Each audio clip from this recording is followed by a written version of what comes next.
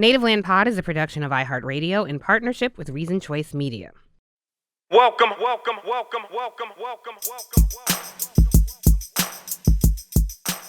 Welcome home, everybody. This is Tiffany Cross, Angela Rye, and it's me, Andrew Gillum. Hi, Tiffany. What's up? What's up? You are tuned into this week's MiniPod. And to be fully transparent with you, we were actually going to go in a different direction, but I think our nerves have really been pricked by, the news of the day. And yes, the Trump conviction.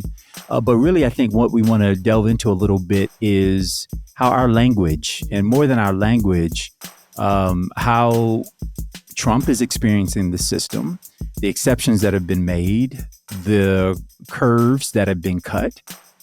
If it's plausible to apply it to him, is it possible that some of those same things, one, maybe never needed to exist in the first place and should be wholesale applied to the rest of us?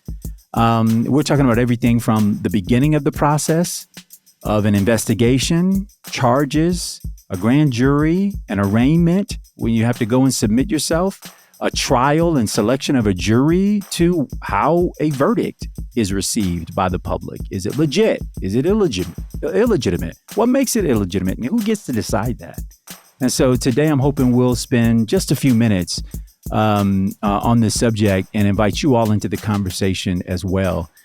Tiffany, Angela, I'd love to just sort of kick it off with each of you reflecting on, beyond just the guilty verdict itself in the Trump trial, and the way in which this has been talked about, largely in cable news, but also in print and otherwise on social media, how folks have weaponized, I think, certain terms. And therefore, how have y'all either been conflicted or pricked or reminded of something that you're like, it doesn't feel quite right. Something about this is just isn't working for me. I think there are a lot of things that don't feel quite right. And I think we actually, it may have been last week, we went into like what we thought was wrong with the trial in itself.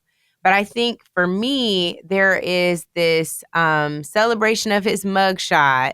Or remember when they used to be at Trump rallies saying, lock her up. Yeah. I don't have a desire to say lock him up back. Like, him going to jail, like maybe just so that we're no longer like threatened by his presence, fine. But like, I got to be honest with you, my natural disposition is not to thrive in people being locked up. Yeah. I'm not quite abolitionist all the way, but I'm pretty doggone close. Mm-hmm. And so I think that this case is making me look very hard at where my hypocrisy lives and where my blind spots are.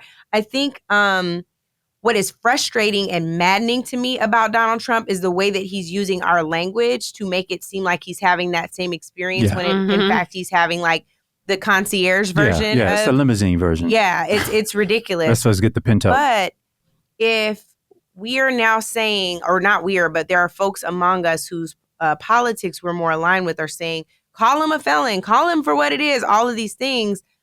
I just don't really delight in that. Like, I would much rather figure out how to use his concierge version to democratize access to that version of the justice system than to have him in a reversal and going back to what we know has not served us and has been overly burdensome and harsh to us. Even thinking about the man we just talked about who couldn't pay child support, so his license was suspended. So I'm just thinking about these terms, felon. Should we be calling someone a felon? We already say returning citizen. So why am I going to say felon about Donald Trump? Yeah. If we are saying, we want him, you do the crime, you do the time. Well, what does that time really look like? We talked about some of that again on the last pod, but I want to make sure that one of these key pieces that's been driving me nuts around, well, should he be able to run? Sure, he should be able to run. And every one of the people in our communities who has committed an act that they regret. Yeah. And they have paid their time and there's been restitution and they served a sentence, they should be able to vote. And so I would much rather democratize access to this alleged democracy than to be trying to find other ways to shut it down, because what we know ultimately is if we shut it down for Trump, there will be an ironclad wall for us. Yeah. That's what I've been wrestling. The way the pendulum swings. It swings violently. Yeah. And this is making me think of other things, of our ask as a community. Our ass, ASS, and our ass, ASK. Tell us about the ass. Yeah. To cover our asses in the community with our ask. And so with Donald Trump, for example, let's say he does get locked up. Okay. I don't really care. I don't know if that's going to impact how that impacts me personally. I think it impacts the idea of America on a global stage for sure. But I'm not getting a Donald Trump was locked up. Here's your prize. If Donald Trump is able to vote in Florida, that is not impacting my community in a big way. It's one vote, one person. It's making me think of when Tucker Carlson was fired from Fox News and everyone was saying, let's call this Tiffany Cross Day or let's everybody like celebrate Tiffany today. And I'm like, I don't give a shit that Tucker Carlson was fired. What is that doing for? Did it put money in my pocket? Did it offer me any restitution for things I've gone through? Not really. So what do I care if this man gets fired or not? Also, when Colin Kaepernick was unfairly and unjustly dismissed from his job. And we were demanding. And blackballed. Blackballed. We demand you let Colin Kaepernick play. Okay, so we get this one man to play football. Our ass that little. You know? Like we need to Angela's point, disrupt a system. That's it. And you have to participate in it, even if your participation is solely to disrupt it and rebuild what actually services us. So I definitely take your point about the individual action with Donald Trump. Around the language, I would say, they are just not a creative people. Like they everything we do, they take. And we are a bottomless bucket of creativity, of innovation. Dopeness, of swagger, innovation, all of that. And so they can't even, their insults are typically things that have derived from us. They turn woke into a pejorative. You know, they couldn't come up with something to support law enforcement. So they took Black Lives Matter and said blue lives. I ain't never met somebody with blue skin. I don't know what that means, but they like blue lives matter. You can't even come up with your own slogans. You know, like it's thievery, nonstop thievery, because that's what they do. That's what they know how to do.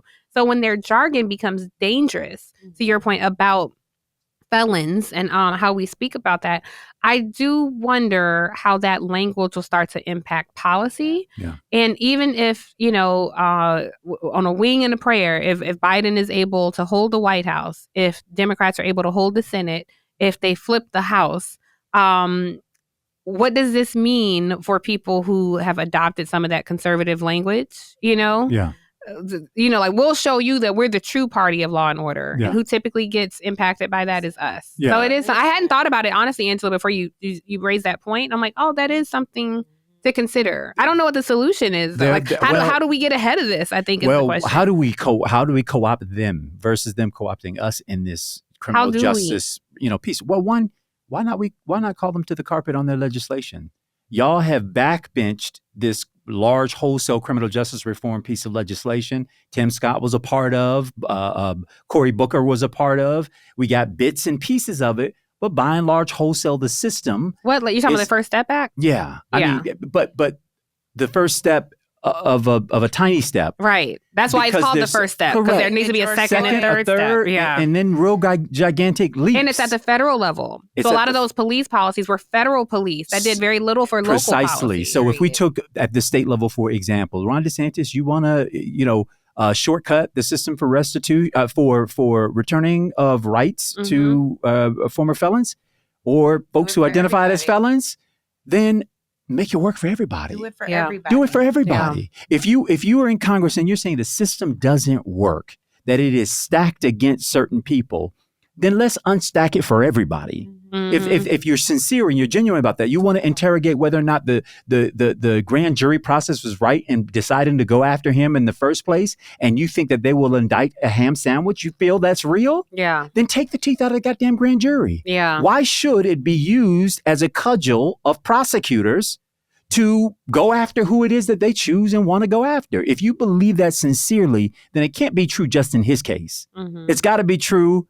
It's got to be true in other cases. And I would argue probably the overwhelming majority. And I would reject their definition of that being his experience and his experience alone, right? So as I looked at these folks on the Sunday shows and I listened to well-regarded senators and folks with real position and with real power taking, a machete to the criminal justice system as it sits in this country, except they only limit it to their comments about Donald Trump. Yeah. If you think it's wrong, if you think it's inherently bad, if you think it needs to be leveled, if you think prosecutors decide political enemies and then they go after them, then figure out a way to defang it. Well, look, we could talk about the Hunter Biden case. Yeah. All of a sudden, y'all so concerned about gun control? Come on. Good to hear. But guess Welcome what? to the party. But not one of them cited Hunter Biden's trial, which began this week, as an example of a little known statute being never before applied statute being applied to the son of the president. Right. They chose the line of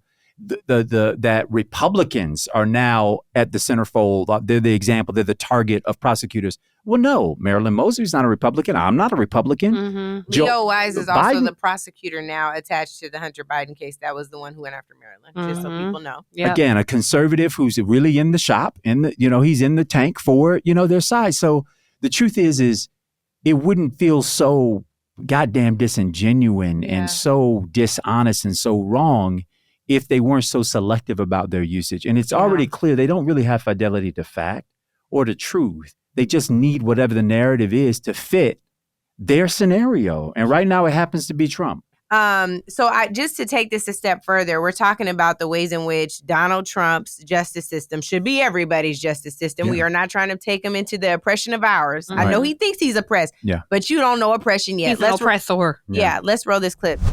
If Donald Trump can be a felon and be president, then we absolutely, without a doubt, in this country need to make sure felon is removed off of all job applications, felon is removed off of rental applications, felon is removed off of professional certifications, things like dentists, massage therapists, realtors, mortgage loan officers. Those are professional certifications.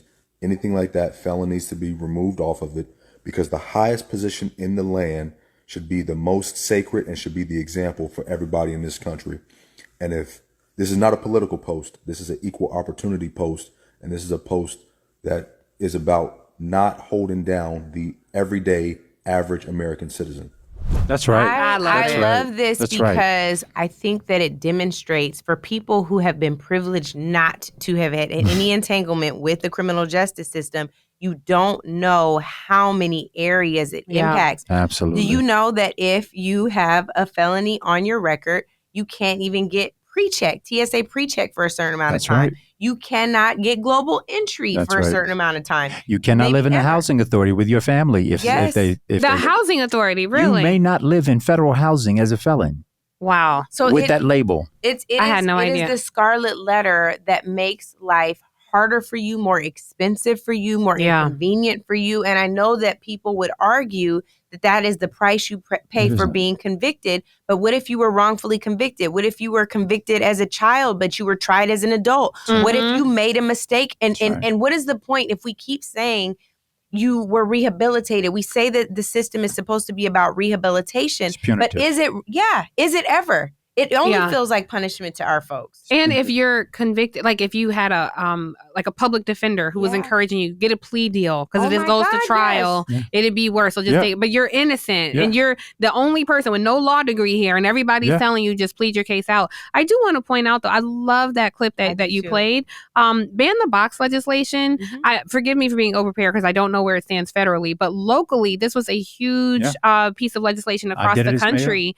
Did you? So can you talk about it a bit? I want people to know ban the box legislation is when that is removed. That's right. We don't ask about any previous criminal offenses, period, in the application process. And only after the job has been offered do we check your criminal background history to see if the event has anything to do. Is it a financial crime and we just hired you as the bookkeeper? Mm-hmm. And then there is a conversation, not even a withdrawal of the offer, a conversation so that we can get into the nuance of what happened and decide that that's still a move we want to make, right? And so it measures people from their merit, not off of the mistakes you made, but it measures you on your merit. Are you qualified for the position? Mm-hmm. Do you have the apropos previous experience that will add to the role? And if you meet that off of the content of your person and the qualifications you present, you get offered the job. And unfortunately, and I know that there are various versions of this that exist around the country, but where's the wholesale, movement of that? Where is the movement? The brother went through any number of different fields at which this question is asked and becomes an immediate disqualifier for the position. An immediate disqualifier. Well, you and talked about juries. Same thing about juries. You cannot serve on a jury if you have a felony. That should be the main person because you know what it's like on the inside. And if you're deciding somebody's liberty, you know what it's like on the inside, but you also know what it's like to have a system ganged against you everywhere. So nowhere in the country you can serve on a jury. You may not. I had no idea. And if you and in most places you certainly can't vote. You certainly don't get to vote automatically. But that's what I'm saying. This is a moment. The brother said this is not a political statement. This is an equal opportunity, and this is right. And because I think that's what we want to achieve, even in this mini pod, which is if it's good for the goose, then it's good for the gander.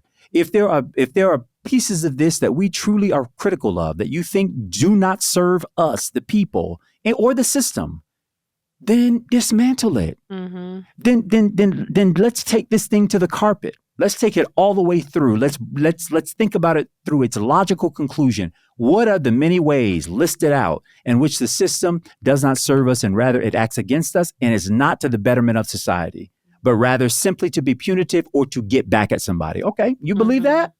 Then let's go through and let's figure out those pieces that we have to remove. And I think if we can find common cause there, because their version of common cause is simply saying, he's a felony and now he can relate to black and brown people. That's some bull, right? That doesn't begin to get on the page. It's disrespectful. It's disingenuous. It's not true. It's malarkey. Tell me you don't know black people without saying you don't know black people and keep real. Parading that ridiculously racist. So I just think we got to use the moment, if we could, as a co-opt. And I also think it requires us to really interrogate the language that we use. When we refer to people, regardless of their qualifications and what they bring to society, as simply a felon. And one thing I wanted to just point out, Lolo put in our research that as of now, 37 states and over 150 cities and counties have implemented some form of ban the box legislation.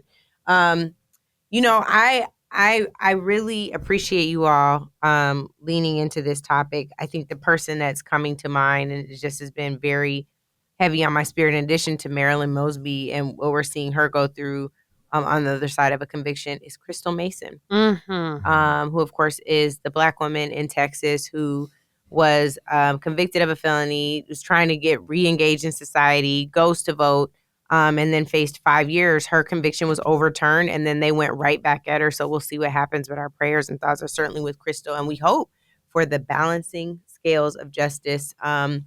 This has been remarkable to watch all the contortions that people will make for one man. Hopefully they can figure out how to do it for all of us. Yeah. Level it up. If it's good for him or bad for him, then consider whether it's good or bad for the rest of us. I'm glad we did this. This was a good mini pod, guys. Thank you for listening, everyone. Please make sure that you are sending in your comments and your thoughts, not just on this issue, but so many more.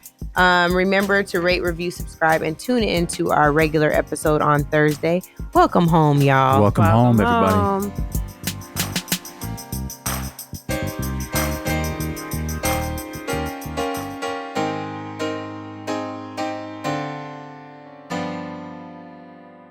Native Land Pod is a production of iHeart Radio in partnership with Reasoned Choice Media. For more podcasts from iHeart Radio, visit the iHeart Radio app, Apple Podcasts, or wherever you listen to your favorite shows.